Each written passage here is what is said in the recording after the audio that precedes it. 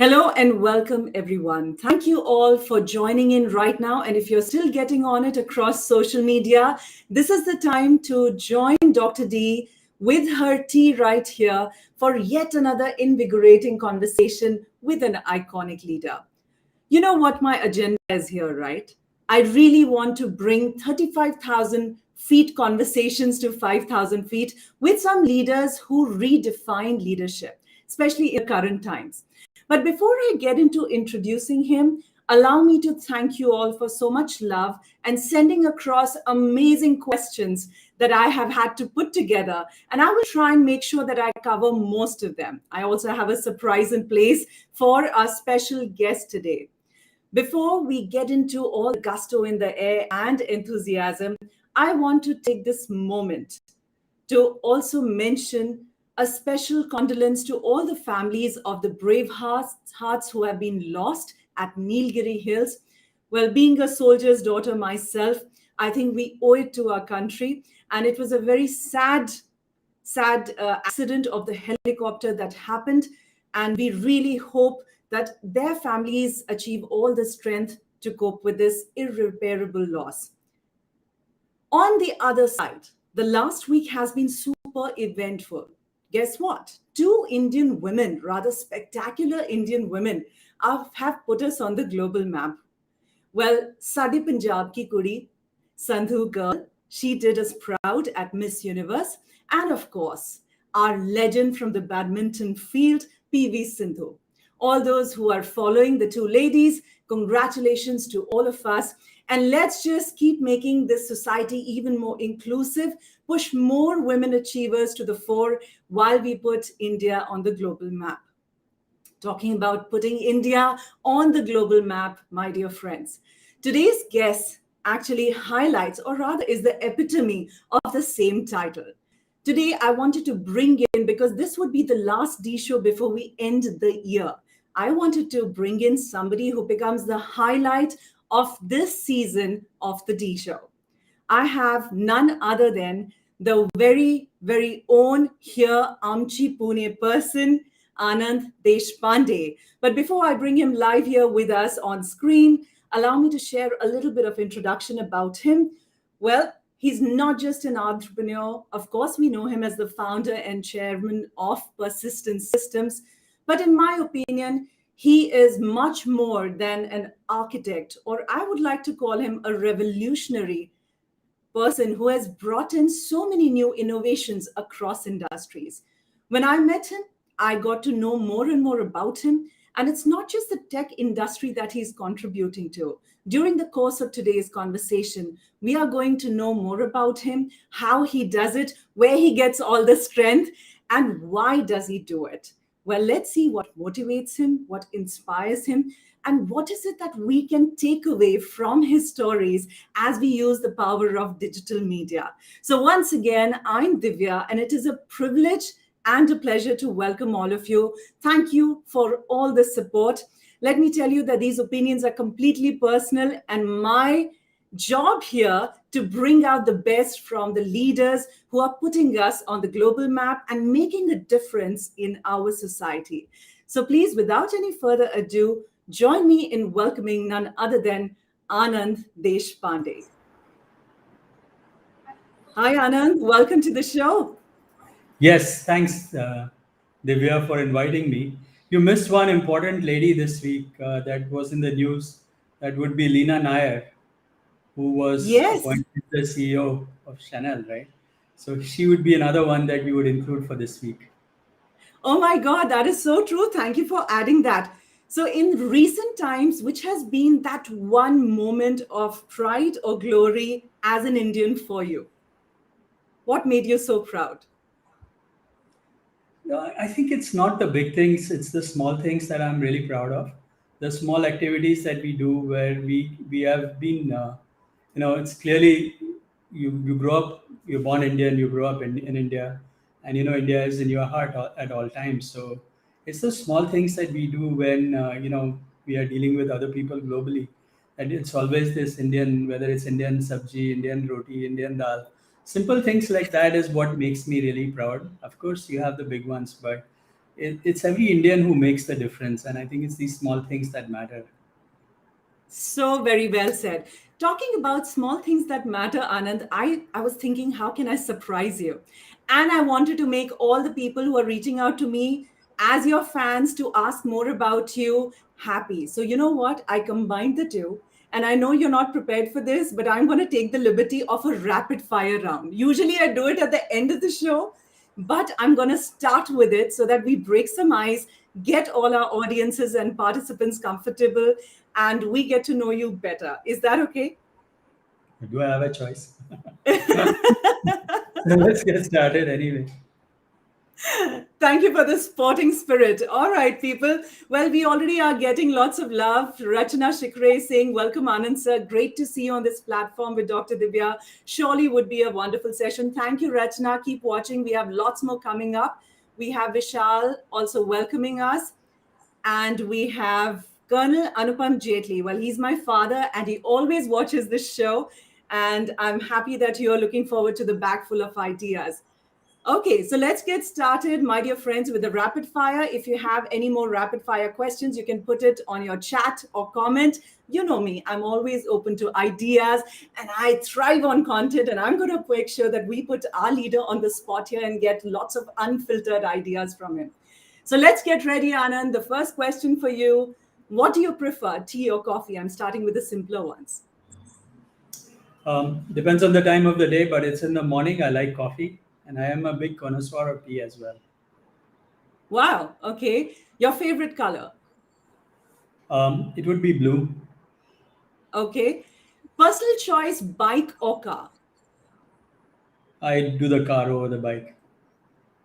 If not an entrepreneur, you would have been.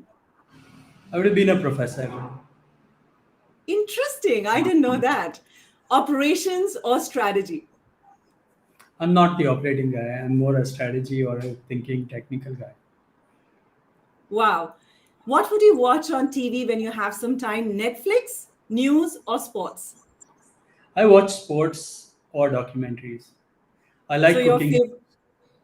Oh, you love cooking shows? I didn't know Yes. that about you. Okay. Do you cook? Yes, I do, but not very often. Okay. I And can who cook. is Let me your. say that. I don't cook. I do. I can cook, and I'm very innovative when I'm in the kitchen. That's interesting. And what about cooking stories? Do you cook stories as well? On a lighter note? Sure, surely. It's all about story. Of course, one has to make them up. Truly, your favorite sports star, since you mentioned about sports. So I like Roger Federer. Over Nadal? Yes, Wow, that's nice. Another leader who you admire, Anand. actually, there is just too many of them, But yeah, so there's a lot of those who admire, and I look at them at different things in the context of different specific ideas. Or if I'm looking at a business leader, it would be someone different. I also admire what the prime minister is doing. So he would be one leader as well. And yeah, I deal with a lot of business people, so I admire several of them. Several of them. Okay, so the most inspiring book that you have read in all times.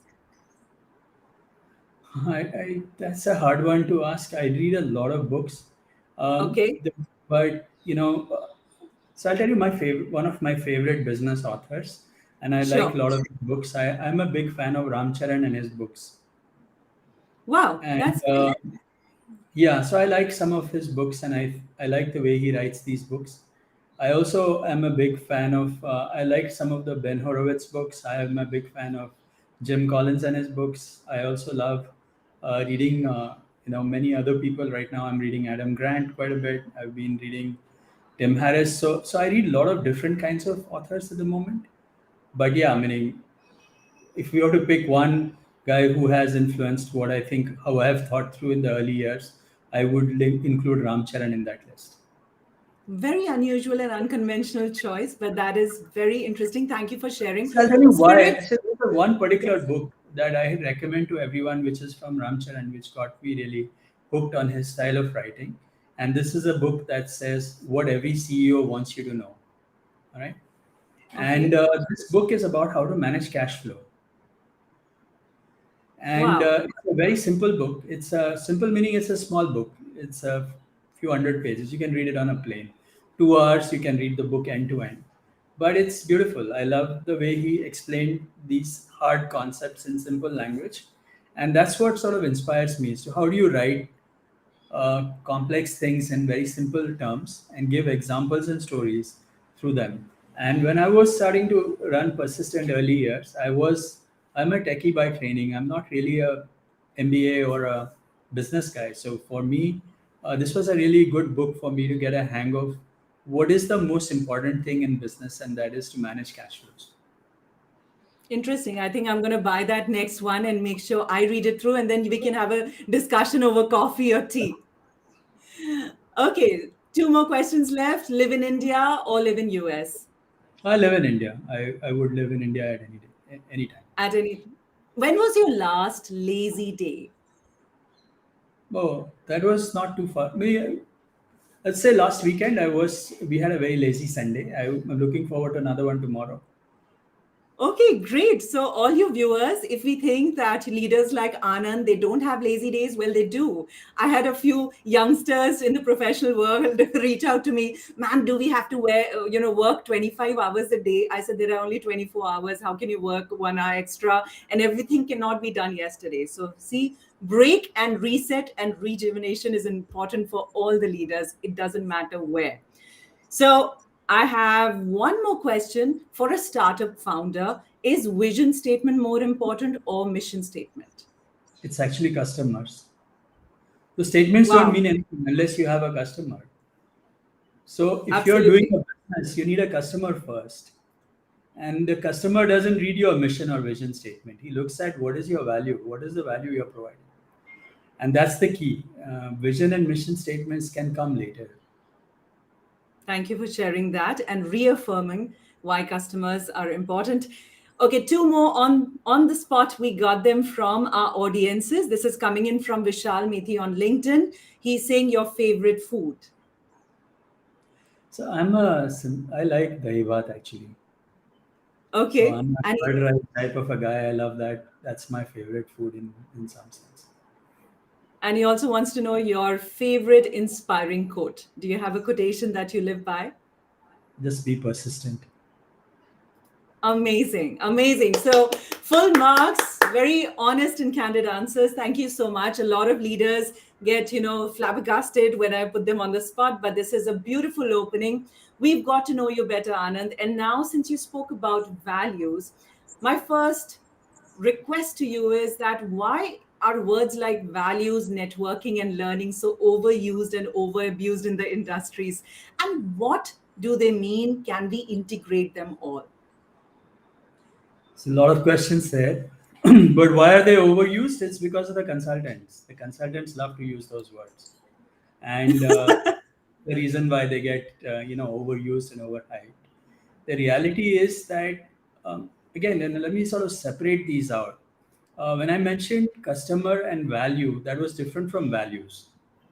So when you are working with customer, you are providing customer a value.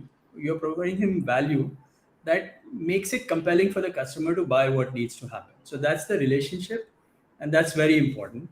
In terms of values, that is what an individual or a company lives by. And those are values or value systems that you might have, which would be your core values or however you want to call it. Those are principles that help you survive the tough times and other times when there are lots of other people in the business.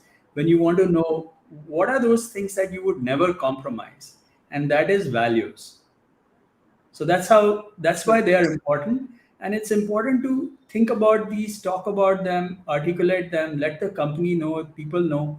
Culture is built off of these values. So the values are kind of very important for running the business. And these are not to be negotiated at any time under any condition. So these last quote unquote forever. I mean, you can always sort of review and say, okay, in my priority list that I want to put on the top, there may be something else that comes up depending on the context in which I am in. But the values are your core values that don't change forever.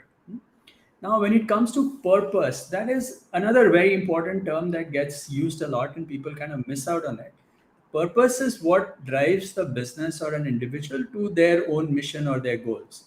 So that is sort of where a lot of time needs to be spent in thinking through what is the purpose that the business has and what an individual has. And I want to sort of separate this out, and this I sort of want to mention this specifically and call it out because a lot of people kind of mix up on this thing. See, the business and the individual, especially the founder, are two different entities and one should not combine them. So, what may be right for the business is right for the business. As a founder or whatever you may be in the company, you are an employee of the company. So, you work for the company, you are not the company. So, you have to have the company has its value system, and companies behave like people or living things in many ways. So, yes, companies have a purpose, value, and all of those things, but as an individual, you may have your own value systems. Of course, if they align, life is better, but if they don't, you still know what the disconnects are. Often the lines get blurry a little bit. So No, is they there should not. something they They should should not, not. but They should not. what is that one thing that we all leaders should do to make sure that we understand the difference? Is there some tool, some technique, some meditation? What should we do on a daily basis?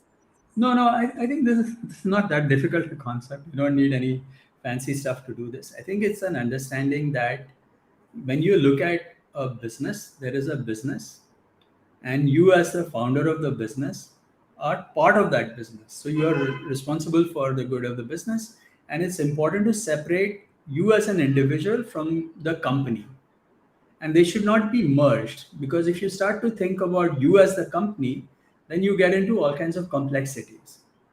And you have to understand that you work for the company, and because you work for the company, you have to do what is right for the company and not necessarily right for you all the time.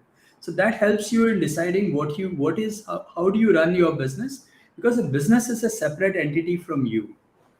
And when you start Interesting. merging them, it becomes complicated. And this has to be followed through in every level, whether it is bills, finance, money, all those things. Your money is different from the company's money. So let They me can't. ask a follow. So let me ask a follow up. That is it that the networking that we do is as for the business? Is it for the business or is it in a personal leadership capacity? Because again, there the lines get blurry. No, I think individuals work with other individuals.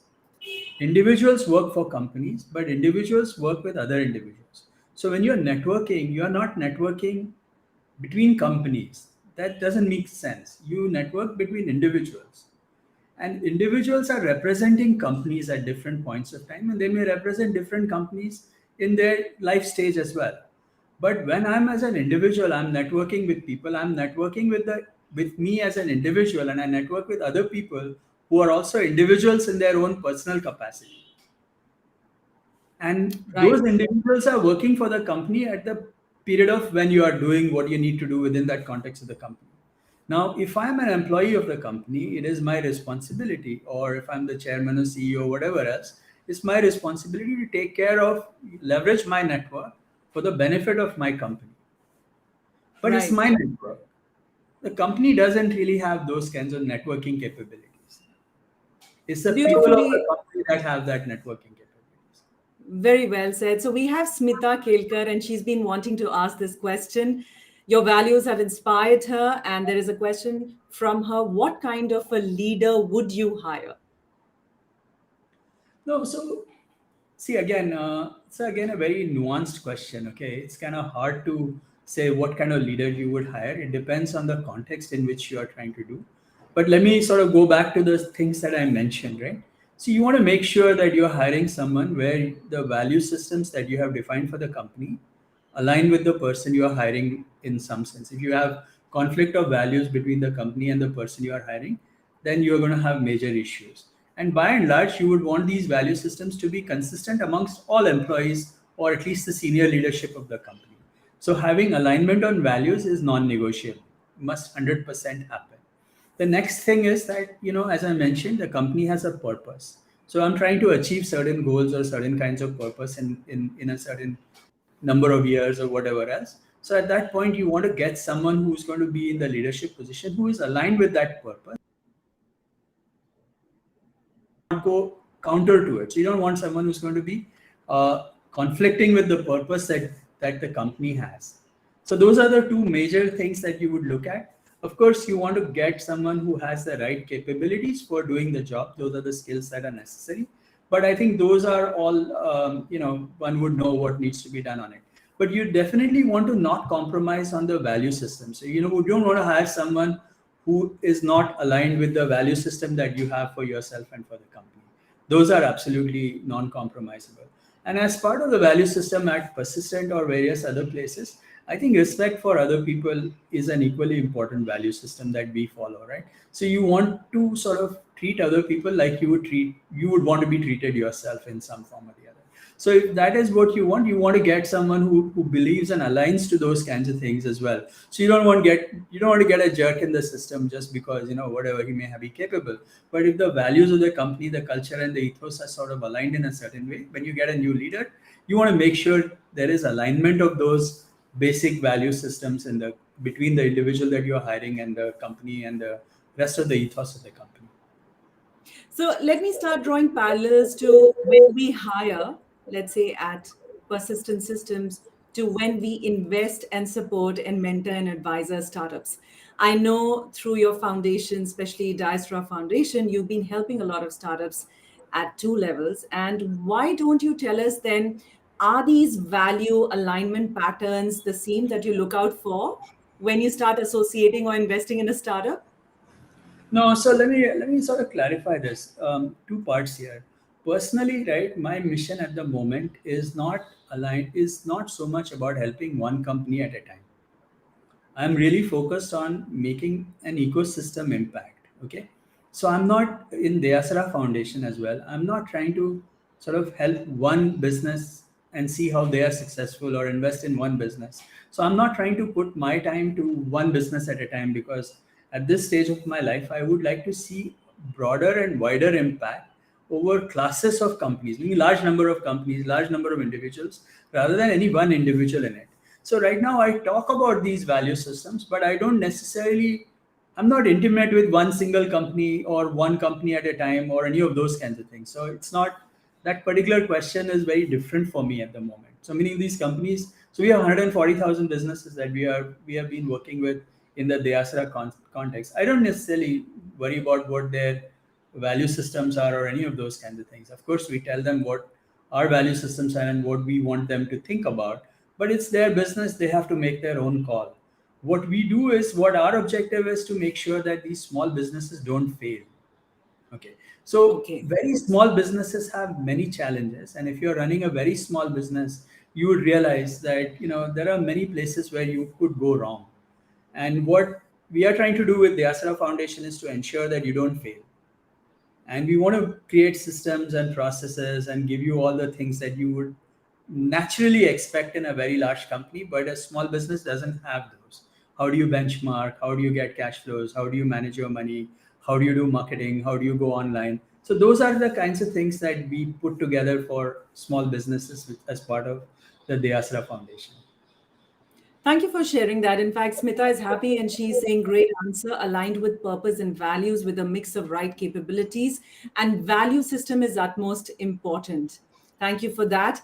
We have another question coming in. I still haven't reached the pre-submitted questions, but I'm going to try my best. This is from Santosh Kumar. Why is cash flow management important to a business than profitability?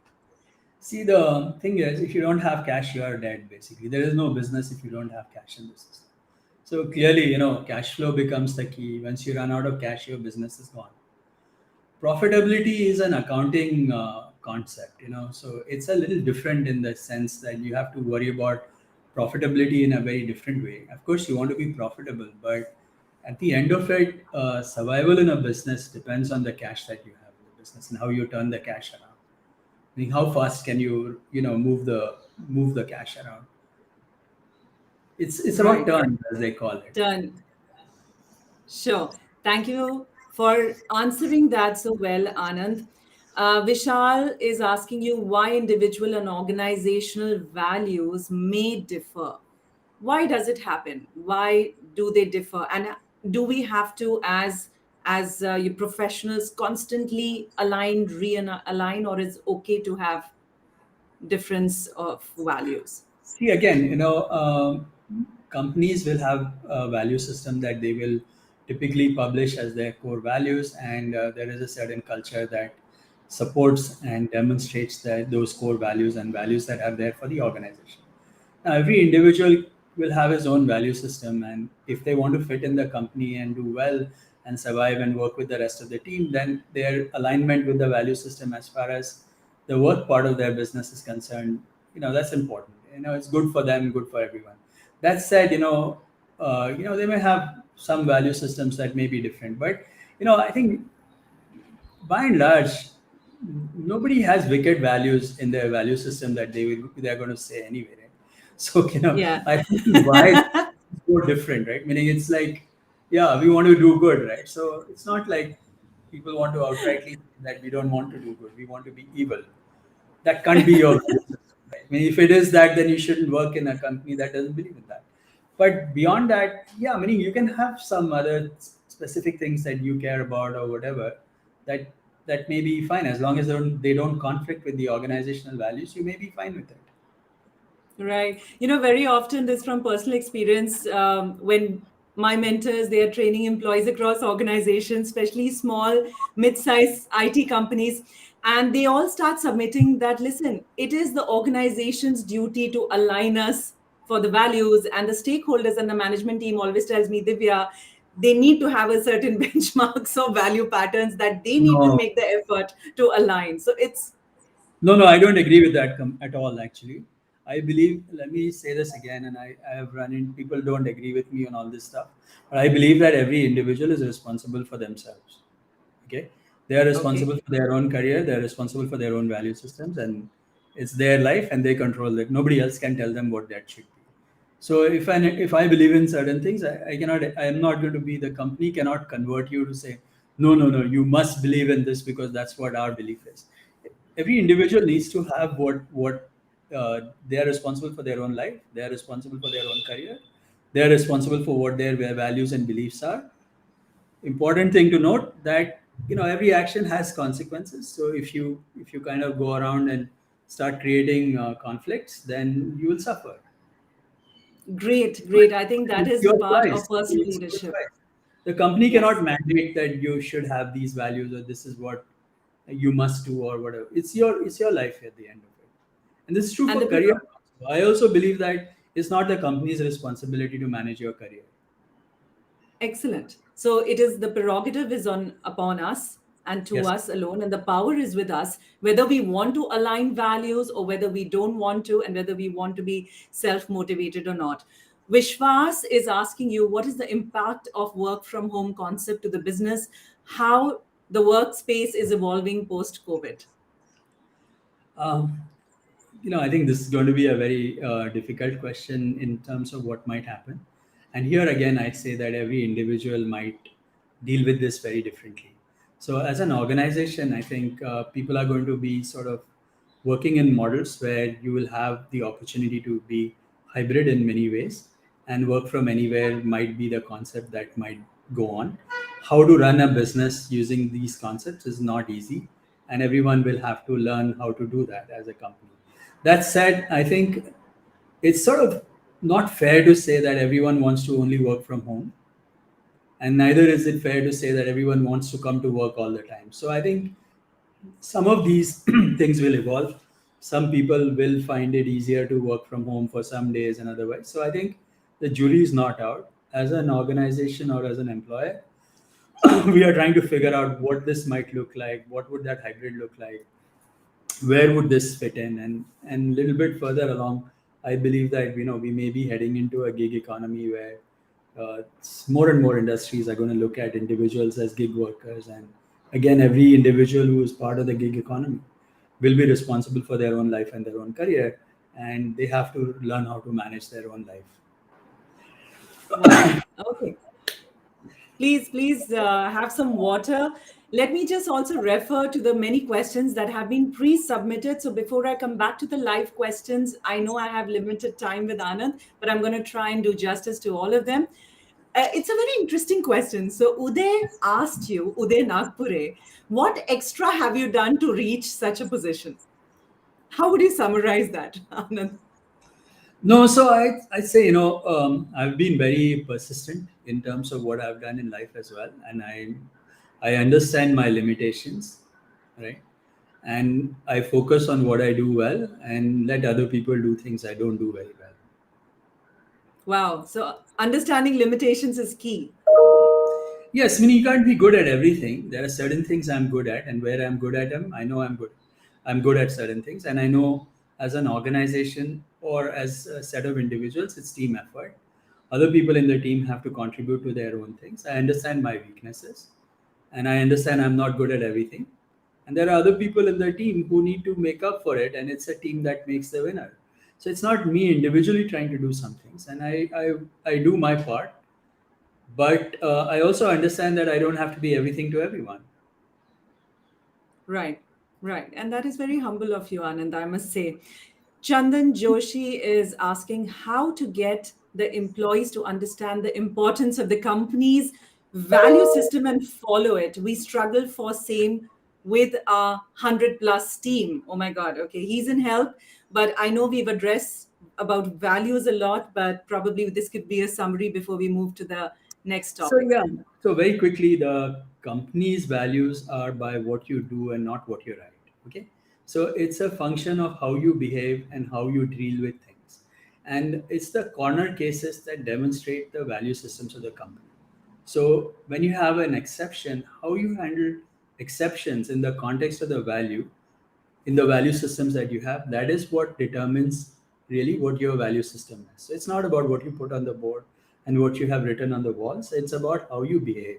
So if you behave where you demonstrate that the leadership and everything that you do in the company on a day-to-day basis is consistent with the value system, you support those who align to your values, but more importantly, for those people who violate your value systems, you are very clear about taking action on it.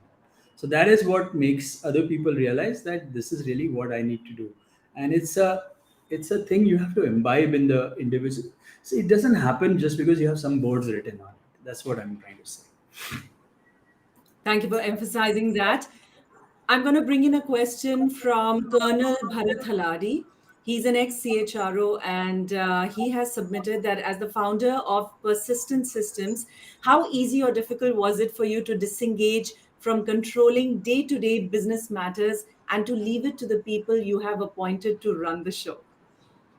No, it was hard, but I had been thinking about it for a long time. So for the last 2 years, so let's say 2 years before, for the last 2 years, I have not been CEO. I have a CEO who joined, I think, in 19. So it's about 2 years and a little bit more. And I have moved off doing that CEO job, and I understand that this needs to be done. I spoke to a lot of people before that transition for almost 2 years. I was thinking through this quite a bit. And I'm very comfortable with the fact that I'm not running the day to day stuff, and there's a team that does it, and I don't interfere a whole lot. I still am chairman. I'm as a in India at least as a promoter, you have to kind of be involved, and you have the fiduciary responsibility still lie with the promoter. So I'm not completely out of that, but I'm very much clear about what needs to be done.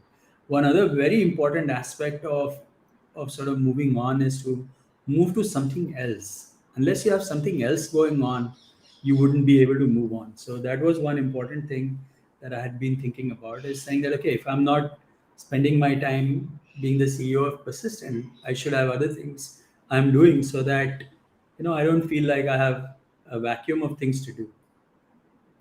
Because if I had Wow. that, then I would go and interfere in somebody else's job, right? So that's sort of why this is important.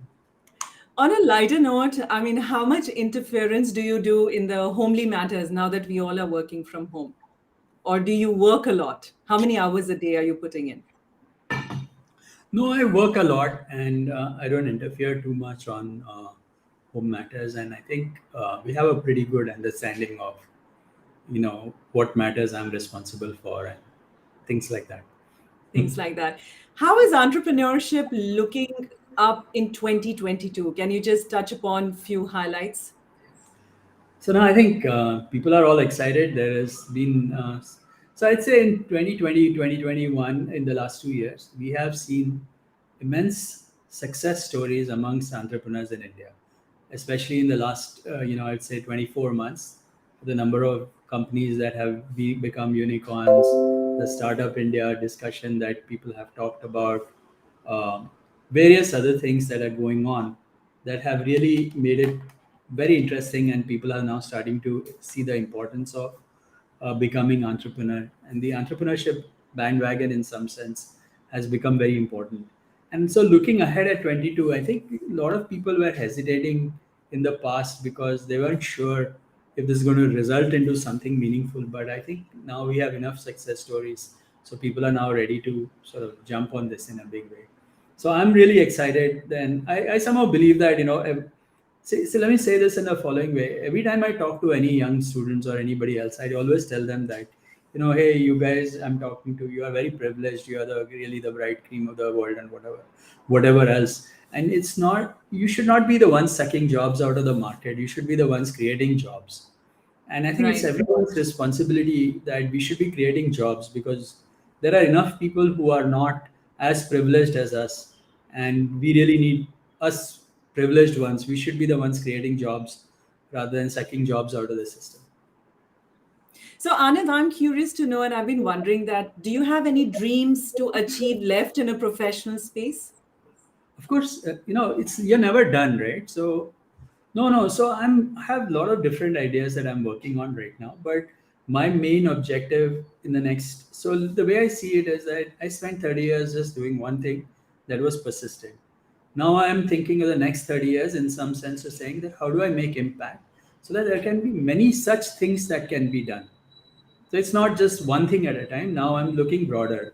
For 30 years, I was very centrally, very focused on just one thing, and I wasn't doing many other things. But now I have flipped the switch in some sense, and I'm thinking, how do I make broader and wider impact across certain things that I believe in?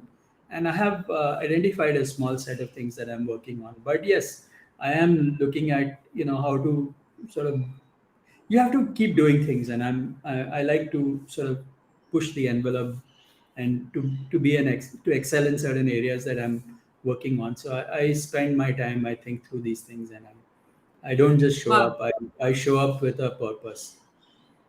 I whenever I have in the past looked at you, I've looked at you as a data guru. You're a leader in data science, in my opinion, and that technical contribution, you're mixing it very well in concepts such as healthcare. You're doing something in cancer, research. You've also done something in gems and jewelry, and you're already strengthening the entrepreneurship ecosystem with your foundations. You're doing a lot of social impact. What is it that you're most passionate about? Like, what is it that has touched your heart?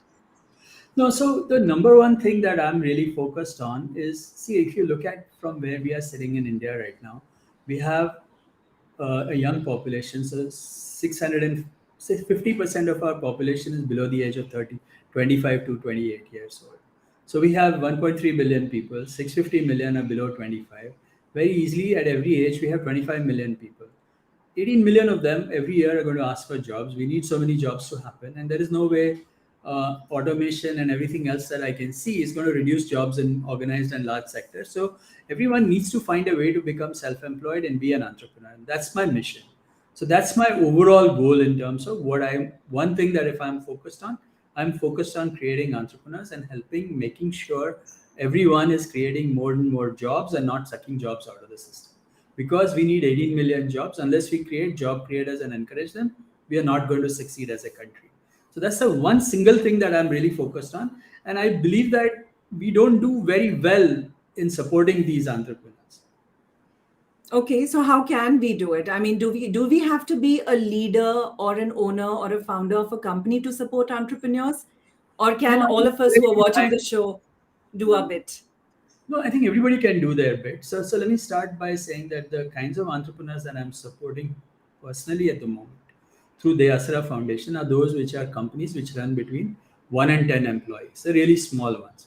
And the reason is that there are enough people who think about the larger ones. So the startups and all that, there's a lot of buzz around it. But this group is what we think is the invisible middle. Nobody cares enough about them. So there's these small businesses that suffer. We call them nano entrepreneurs in some sense. They're really, really tiny. They're Right. below the SME range. And I believe that if everyone wants to help them, they should buy from them. So when you're buying, you're shopping, whatever else, go to small entrepreneurs, help those small, small kirana fellow or the small beauty salon or whatever else. Those are the guys who are making their jobs and making a living. And if we can help them by buying from them, I think that's Right. what everybody can do. But what I'm sort of see, if you try to look at these small businesses, getting credit for them is extremely difficult. Banks prefer to give, even SMEs, they can go up to 250 crores. So banks would prefer to give loans to a 100 crore company, 200 crore company. How would a 50 lakh company, 1 lakh, 1 crore company get loans? So there's a lot of issues of that kind that I'm focused on right now. And that's what my mission is on the Asra Foundation at the moment. Fantastic. Talking about issues, we had Dr. Rachna pre-submit a question. She's curious to understand persistent stand on that great resignation. Also currently trending news of Zoom laying off 900 people on air at one go. The approach, No, that was the not need Zoom laying on. No, Zoom did not lay off those people. There was another company, I think Better.com, that laid off the CEO. that laid off. Wanted to lay off 900 people, and he did it on Zoom in one shot. It was kind of crude. No, so So we've heard this as a leader. She's asking you that what sort of an approach could there have been, because it's not just happening this year, it happened last year as well with some of the big global companies and organizations. What is your view? see, it's a supply and demand situation. Right now, there is a lot of demand in the market. So jobs and employees have a good time, and it's an employee friendly market in that sense at the moment. So this is going to happen, and people are going to migrate to those companies that provide them what they are looking for. So typically, what we are thinking is, okay, how do we remain competitive in terms of salaries and payments? How do we remain? How do we create that better value beyond just the specific job, and try to motivate people to say that you would come to work for the purpose and the mission, and you want to be part and associated with other people who are like you and who are as good as you, and all of those kinds of things. So we are trying to appeal to all of those ideas that would help employees to stay and go on. And we've been around for 31 years now, and we believe that we are a good company, and we believe that people who work and sort of work with us over the years have benefited in the long term. So that's what we are focusing on. But that said, as I've said this before, I think every individual is responsible for their own life and their own career. And I know people will make good decisions, and a good number of them will come in our favor. Anand, before as we are nearing to the end of the show, I want to know from you one story where you had to face a very challenging time. It could be from any phase of your career, where we you just narrate the story and we'll all have our own takeaways from it. No, so there are lots of these stories. I don't know which one should I start with, but okay. So I can tell you an early story, very early on, because that may be appropriate to a lot of the small companies that are working here, and some of them on the show. So I'd say that we started the business in '91. The early years were very difficult in many different ways, but I'm going to share with you one customer story, and how that transformed persistent in a big way. So what happened was, this would be, I would say, 92 or so. We've been in business for 6 months. We had two customers who were our first two customers. Clearly, we were a very small company. There were 6 to 8 people at that time, and we realized that we had to focus on these two companies because we had to deliver. Unfortunately, what happened was, one of them, the funding got delayed a little bit, and the other company was not doing that great, and their market was sort of not doing very well. So I had a risk that I might lose one or two or both of those customers. And we were 6 months into the business, and it was like very tricky and very challenging in some sense. So I had this sort of thing that, okay, I could go find some business from somewhere, and then I was starting to knock doors all over the place. And so here's where this comes up. So one thing was, I started writing to a lot of people. I visited many people, and I wrote to a friend as well. Most of these were friends, so I got some good leads. But what happened, which was really valuable, was that I was able to find a friend who was working at Microsoft at that time, and I was able to find a small project which she sort of dug around. She told me certain things. I went to her manager, convinced him that I could do this particular project, and we were able to get a small project from Microsoft in '92. Okay, they've been our customer ever since. Now, '92, when I got the project, we were a 10 people company. Microsoft was already a fairly large company. So this is an important thing, that if you have a value proposition that is appropriate and you are able to make that happen, even a large company would not hesitate to work with a small business.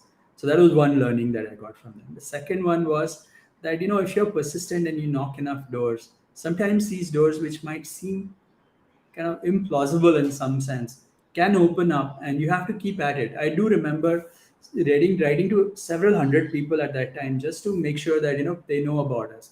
And many of those people may not have given us business at that time, but eventually they did. Okay, so it's again one of those things where you have to be very persistent, you have to diligently do it, and you never know where things happen. But there is, I believe that in destiny, and how things happen, and how you know things happen for the better, and if you try hard enough, the right kinds of doors open for you. So and I have had many such stories when it seems desperate and it seems like it's not going to go anywhere, but somewhere a friend you have interacted with in the past just opens a door that you never thought could have been opened.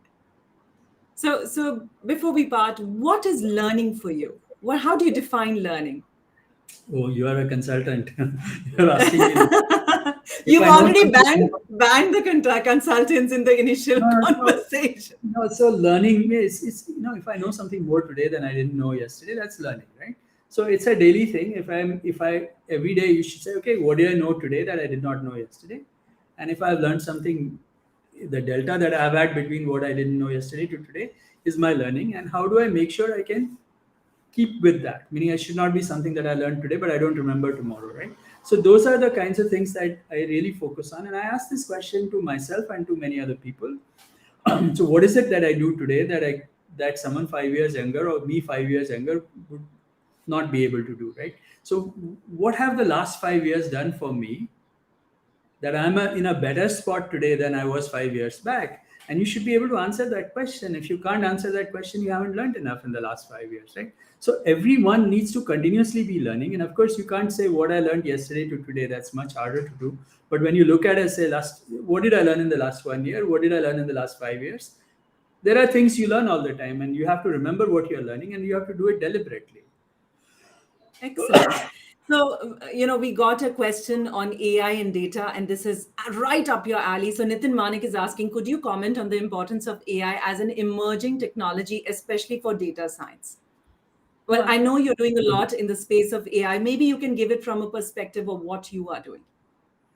No, so again, AI has become mainstream now, and I think everything is going to have AI in very much in every aspect of thing. And I think everyone needs to think about machine learning, AI, and data science as an important part of what might be important. So I think AI is going to be all pervasive.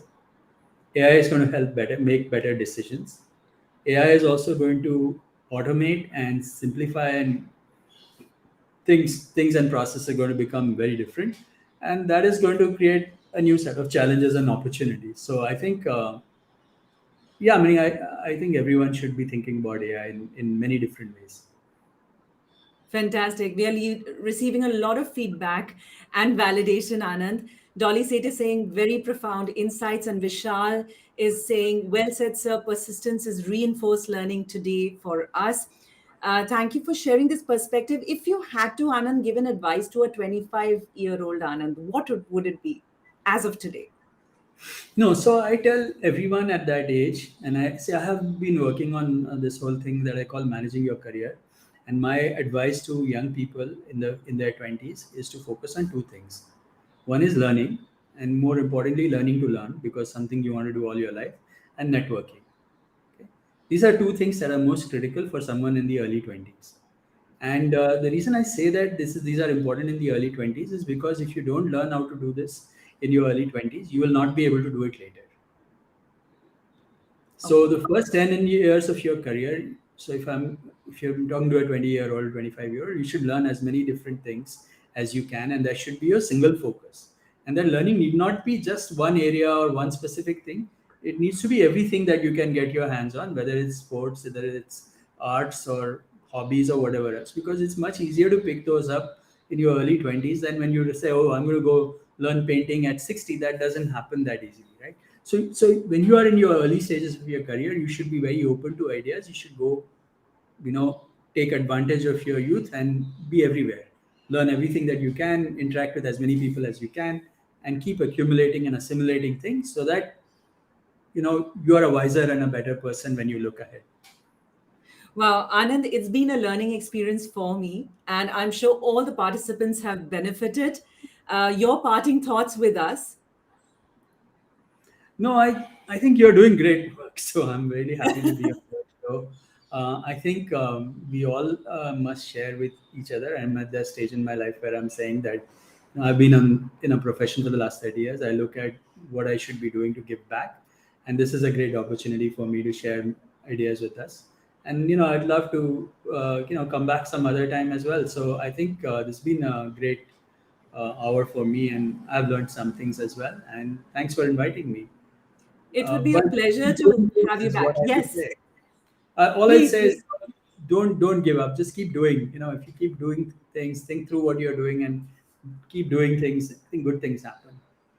Well, that is very encouraging and supportive. And I would love to have you back in the new year with new insights because I know you're doing many things. And today we had so many questions, but there's only some limited time that we can address all of it. While we are ending the show, we are getting new people.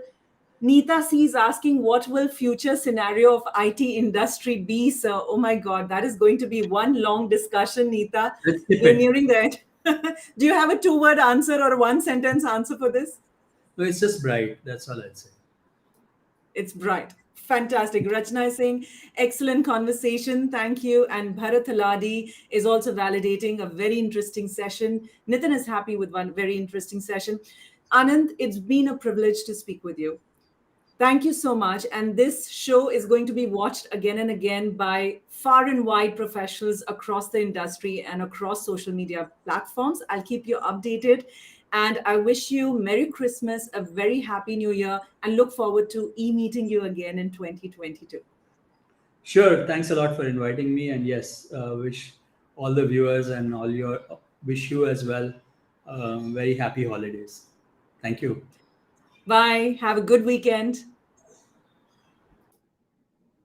Thank you, everyone, for being with us here. Thank you for your support. Well, Omicron is on the rise, so don't be a COVID idiot. Stay safe. Take care of your loved ones and family. And always come back to me if you want some meaningful inspiration content, because I'm going to bring you some leaders which are going to impact your lives, your mindset, and inspire to be the better version of yourself. This is what we always say at the Advanced Learning Institute. So keep learning, keep networking, keep growing, and keep inspiring. You don't have to be an iconic leader to inspire. You can make an impact on one person in your family, in your professional life, and do that. Take that initiative today. Make an interesting conversation where you make difficult conversation easy. Bring it down. Don't become complex. It needn't be rocket science. Well, take care. A very, very happy new year in advance. And I will see you in January with another interesting leader from another industry. Thank you. Cheers.